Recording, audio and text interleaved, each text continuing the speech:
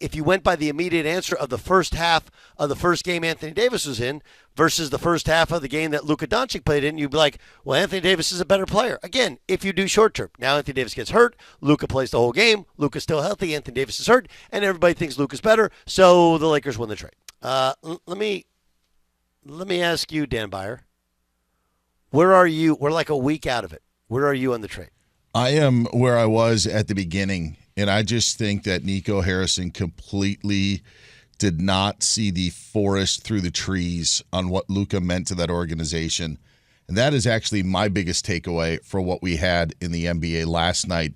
The Lakers go and don Crypto.com Arena with 18,000 Luka Doncic jerseys adorned throughout the arena, while the Dallas Mavericks are kicking out fans for mouthing "Fire Nico" on the Jumbotron. Like, that's where we are. Doug, I said it, if the Mavericks win a championship, I don't think that Mavericks fans will forgive Nico Harrison. They just loved cheering for Luka Doncic. They loved it that Luka Doncic was theirs, whether he was in shape or not in shape. So I think last night was the Lakers, who we have clowned for the decisions that they've made at times and said LeBron's running the front office and this and that, they did the absolute right thing. ESPN bumps a college basketball game to ESPNU for them to air it. They have Luka Doncic jerseys everywhere. The starting lineups were announced, and LeBron went second to last, so Luka could be announced last.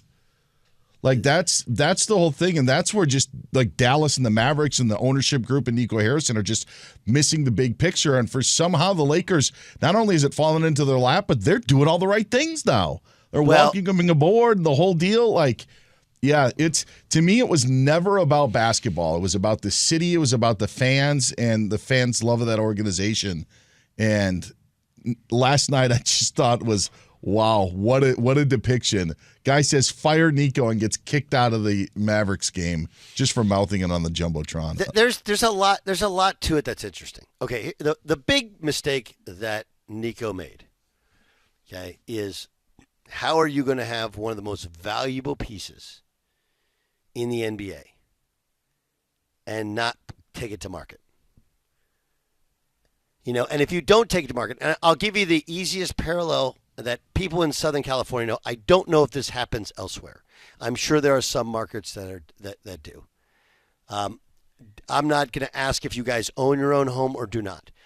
I've owned several homes in California, and all of our homes we sold off the market. Sold off the market. There was never a sign in our front yard. There were never open houses. There were people come in, literally call my buddy, John Deshawn. I'll even give out his name because he bought and sold all our houses. Right? And John, like, hey, you want to sell that? Well, how much can you get for it?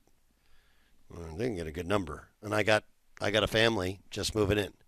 And literally, we sold 3 houses this way, which is, you have the cleaning person come in, everybody picks up your stuff or whatever. They come in, and what's the number? And it's done. There's no listing of the house. But my point has always been, if you're not going to take it to market, right, and you're still going to pay realtor fees or whatever, but you're going to get top dollar for it. Right? Because, again, and now it depends on buyers and sellers market. These were both in a seller's market. Right? And the point is that in a seller's market, if you take it to market, the buyer runs the risk of bidding up and up and up and up and up against somebody. Right? On a buyer's market, well, now you sell it off market because you don't want it to sit for a long time, and you kind of take what they get. And like for Luka Doncic, that's a seller's market. And to not get absolute top dollar, not get an incredible home run, throw in everything we want. I mean, look at the New Orleans Pelicans when they traded Anthony Davis.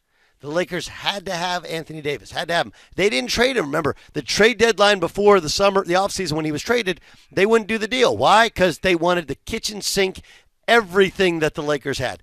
And the Lakers acquiesced in the offseason and traded for Anthony Davis. So the biggest mistake he made was that. Now, the other part that I find really interesting is, and this is when you're running a business, you're running a basketball team, okay, which I do.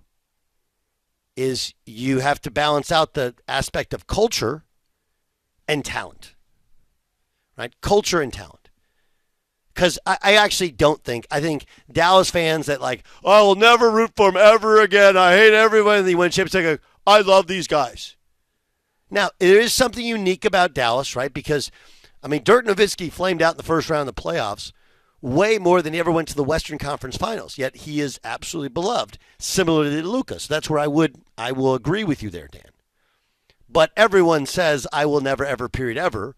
And then the team wins, and then they shut the hell up. Because that's reality. But here's where I think the Mavericks were torn. And all of us who you take over a team, basketball, football, baseball, or take over a business, you sit there and go like, I'm going to implement my culture.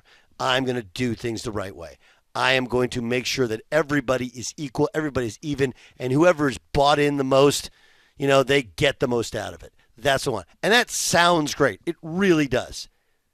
But, when one guy can put the ball into the basket at a much higher rate or create much more excitement or create many more baskets than the other guy, you're like, my culture is important, but you find ways. I'll give you an example, okay? Cade Cunningham's an all-star. Cade Cunningham is going to have a great career with the Detroit Pistons. But Mike Boynton's a great friend of mine. He's now an assistant coach at Michigan. And he told me, he's like, do you know why Cade Cunningham was never late to the bus? And I was like, why is that? He's like, because I would wait and hide and wait for all the coaches to text me, Cade's on the bus, and then I get on the bus. Right? You want your culture to be, hey, Lombardi time. Everybody's here 15 minutes before they're supposed to be. And then the other part to it is like Cade Cunningham's 1 year at Oklahoma State, they were really successful. They played a lot of zone. It's like, why? It's like, well, he was a terrible defensive player at that point in time in his career.